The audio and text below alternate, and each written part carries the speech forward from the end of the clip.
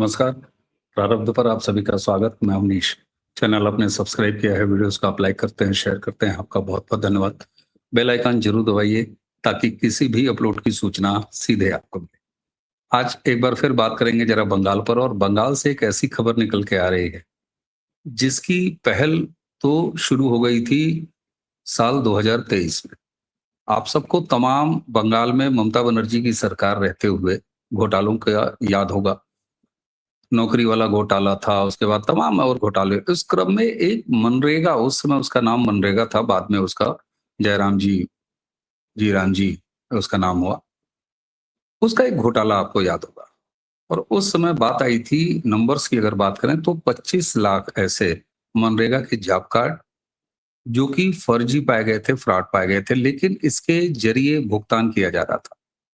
ये जो आप तमाम तोलाबाजी की घटनाएं शुभेंदु अधिकारी सरकार आने के बाद बंगाल से देख रहे हैं, इनमें बहुत सारे ये जो योजनाओं का गलत लाभ उठा रहे थे वो शामिल थे, और ये सारे लोग करवा रहे थे। बात 2023 की थी। 2021 में दोबारा ममता बनर्जी की सरकार आई थी, और यही शुभेंदु अधिकारी विपक्ष में रहते हुए उन्होंने ये मुद्दा उठाया था। उस समय जांच भी शुरू हुई थी और 25 लाख का वो नंबर आया था।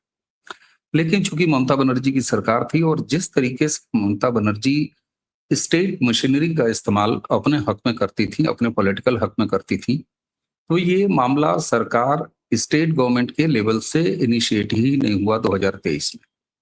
हालांकि केंद्रीय जांच एजेंसी गई, लेकिन आप सब जानते हैं, हम सब जानते हैं कि ममता बनर्जी ने क्या माहौल बना रखा था और किस तरीके से वो एजेंसियों के खिलाफ वातावरण तैयार करती थी, यहाँ तक कि ईडी के खिलाफ और तमाम जांच एजेंसियों। तो सेंटर एजेंसियों को काम नहीं करने देना, और दूसरी तरफ अपनी जो स्टेट एजेंसीज थी उसको ममता बनर्जी ने अपनी सत्ता का गुलाम बना रखा था और दबाव में लिया।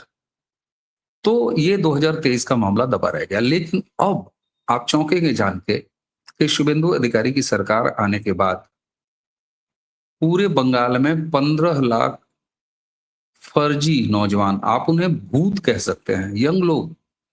और जब मैं यंग कहता हूं तो ये सब 45 से और नीचे की उम्र के बालिके हैं। इनमें 50 अक्रॉस नहीं है। कई सारे, ज्यादातर आबादी इसमें 40 के अराउंड है। ये पकड़े गए हैं, ये बरामद हुए हैं, और कहां से? जॉब कार्ड के जरिए। और चौंकाने वाली बात क्या कहिए, या ये विडंबना कहिए, या ये टीएमसी और ममता बनर्जी की सरकार का चरम भ्रष्टाचार कहिए, कि इन 15 लाख में से अकेले 5,82,996, यानी 5,82,000, सॉरी 5,82,998 मामले अभिषेक बनर्जी के डायमंड हार्बर वाले जो जिला है 24 साउथ परगना, वहां से 15 लाख पूरे बंगाल से। हुआ क्या? ये जॉब कार्ड से खुला कैसे?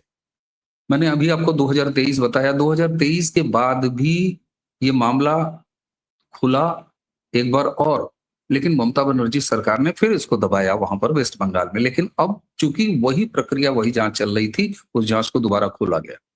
हुआ ये कि जो मनरेगा पुरानी योजना और आज के दिन उसका बदला हुआ नाम, उससे जो योजना थी, तो जो जॉब कार्ड अलॉट हुए थे, इशू हुए थे, उसको केंद्र सरकार की जो योजना थी कि आधार से और आइडेंटिटी से जो डायरेक्ट बेनिफिट ट्रांसफर वाले अकाउंट है, उनसे उसको लिंक किया जाए।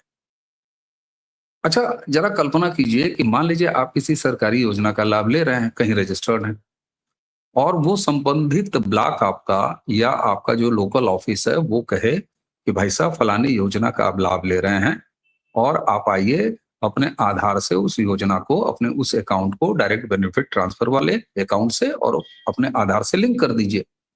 तो बट नेचुरल है कि 100% लोग, चाहे गांव से हो चाहे कहीं से भी हो, वो जाएंगे और जाके अपना आधार कार्ड उससे लिंक कराएंगे और सीधे पेमेंट पाएंगे। यही चीज शुभेंदु अधिकारी सरकार आने के बाद जॉब कार्ड्स के मामले में हुआ।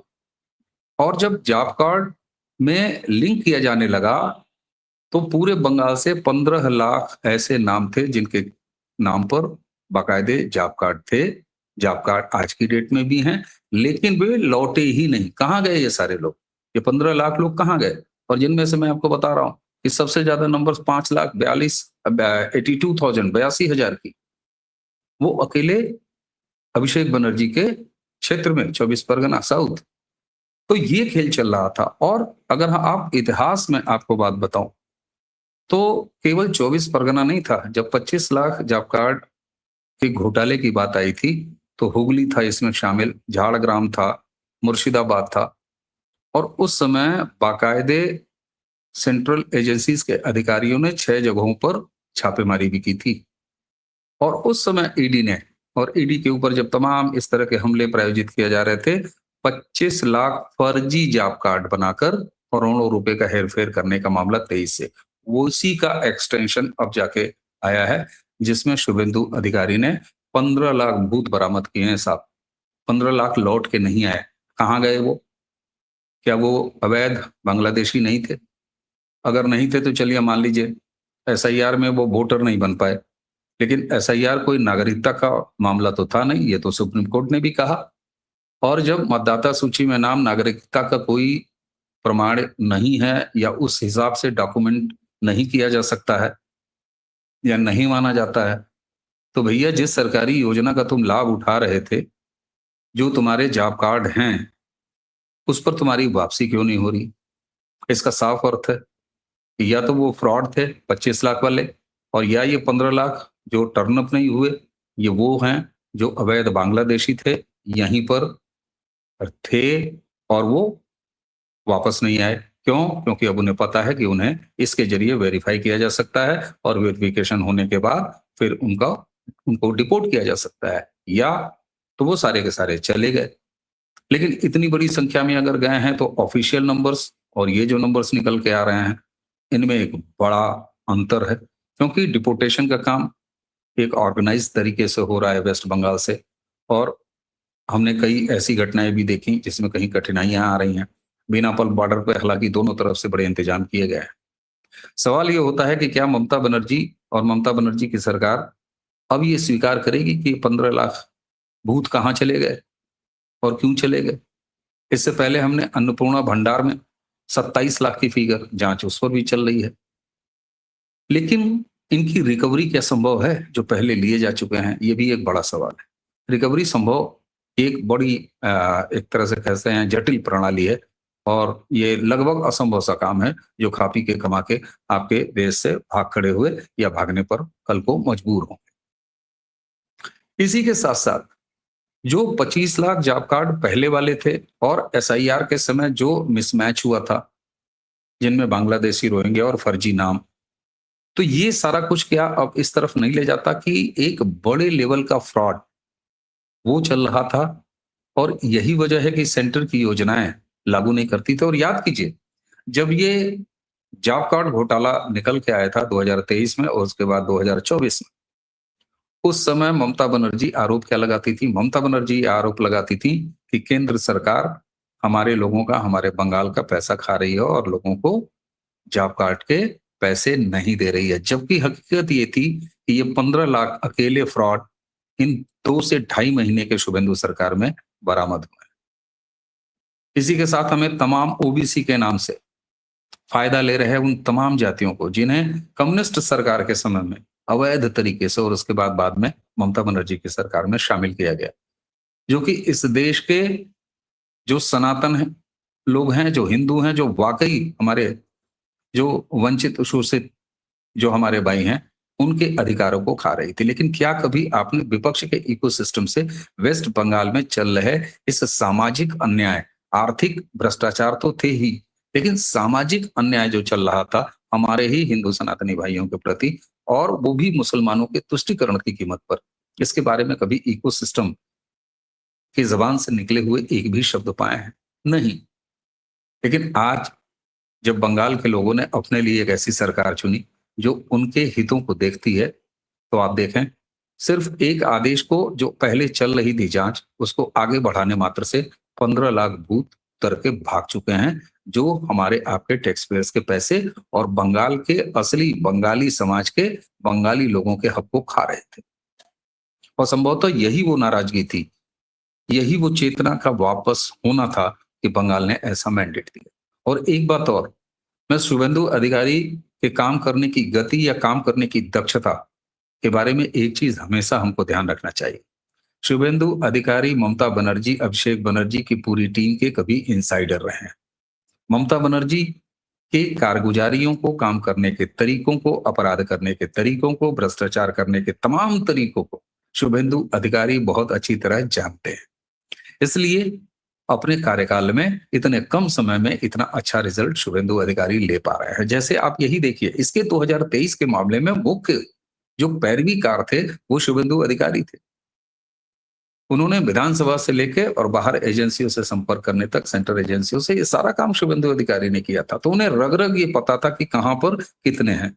उन्होंने मात्र बंगाल के सभी जिलों में जो समाज कृषि अधिकारी होते हैं और तमाम जो ये मशीनरी होती है, उनसे केवल जो जॉब कार्ड थे 15 लाख से ज्यादा, उन सभी जॉब कार्डों को जब उन्होंने आधार से लिंक कराने का प्रोसेस और डायरेक्ट बेनिफिट अकाउंट से लिंक कराने का प्रोसेस शुरू किया, तो ये 17 लाख का फ्रॉड जो कि सालों से चल रहा था ममता बनर्जी के समय में, वो गायब हो गया। अभी ये फिल्टर हुए हैं, ये सिर्फ वो हैं जो ममता बनर्जी और उनकी सरकार टीएमसी के रहते हुए ये समुदाय विशेष के। और इसमें जो सबसे खतरनाक बात है, जो कि ध्यान देने वाली बात है, कि जब इनकी उम्र देखी जा रही है तो ज्यादातर ये 15 लाख लोग, जिनमें से 4,82,000 अकेले अभिजीत बनर्जी के क्षेत्र में 24 साउथ परगना में, उनकी औसत उम्र 35 से 37-38 साल के बीच में है।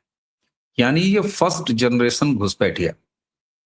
ये ऐसा नहीं है कि बाप आ गया था, बाप के नाम यहाँ की नागरिक तमाम डॉक्यूमेंट बन गया, आधार बन गया और दुनिया भर की स्कीमें बन गई, उसने यहाँ जमीन भी ले लिया, मकान भी ले लिया, बच्चे यहाँ पैदा हुए। नहीं, ये उम्र देख के ये साफ पता चलता है कि ये जॉब कार्ड रखने वाले ज्यादातर पहली बार के फर्स्ट जनरेशन घुसपैठिया है।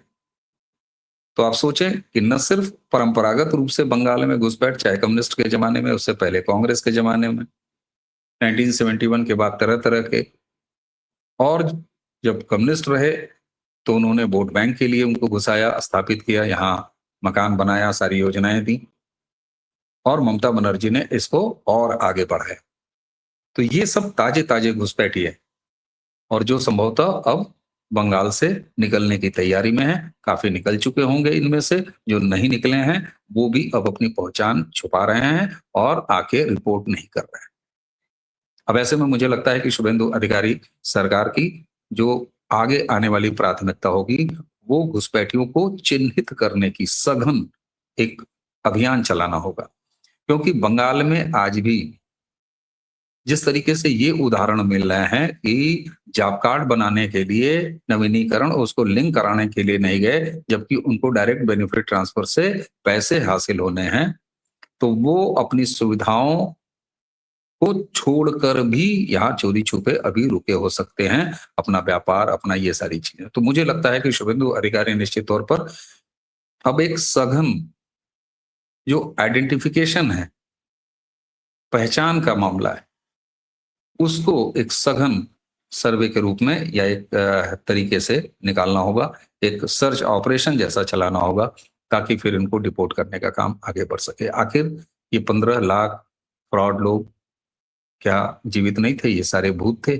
ममता बनर्जी, अभिषेक बनर्जी क्या जवाब देंगे? उनका इकोसिस्टम क्या जवाब देगा कि भारत की डेमोग्राफी को और बंगाल की डेमोग्राफी को बिगाड़ के उनका इरादा क्या था? शुभेंदु अधिकारी इनसाइडर होने के नाते इन सारी चीजों को जानते हैं, और बंगाल से आखिरकार शुभेंदु अधिकारी ने एक झटके में 15 लाख भूतों को बरामद कर लिया, जो कभी जॉब कार्ड रखते थे, हमारे आपके पैसे से एंजॉय करते थे, भारत में रह के भारत का खा पी कर ममता बनर्जी और उनके इकोसिस्टम की सरकार लाते हुए इस देश को दिमक की तरह खा रहे थे। ये सब तब होता है जब बंगाल का समाज खुद खड़ा होता है, अपनी समस्याओं की पहचान करता है, उससे लड़ने का मादा उठाता है, और फिर लोकतंत्र के माध्यम से एक ऐसी सरकार बनाता है जो ये सब कुछ परफॉर्म करके दे रही है। तो ये रहा एक काला सच ममता बनर्जी की सरकार के समय का, और उसका उजला पक्ष जो कि शुभेंदु अधिकारी की सरकार में हमको देखने को मिल रहा है। दर्शकों, मुझे उम्मीद है कि बंगाल की ये जानकारी आपको जरूर रोचक लगी होगी और साथ में ही संतोषप्रद भी लगी होगी कि अब काम सकारात्मक हो रहा है। अगर ऐसा लग रहा हो तो इस वीडियो को आगे जरूर बढ़ाइएगा। चैनल को आपने सब्सक्राइब करके स्नेह दिया, अगर नहीं किया है सब्सक्राइब तो आप कर लीजिए। बेल आइकन जरूर दबाइए ताकि किसी भी अपलोड की सूचना सीधे आपको मिले। तो आज की चर्चा अब यहीं समाप्त करूंगा। मैं यानी अवनीश अब आपसे आज्ञा चाहता हूँ। नमस्कार, प्रणाम, जय जय श्री राम।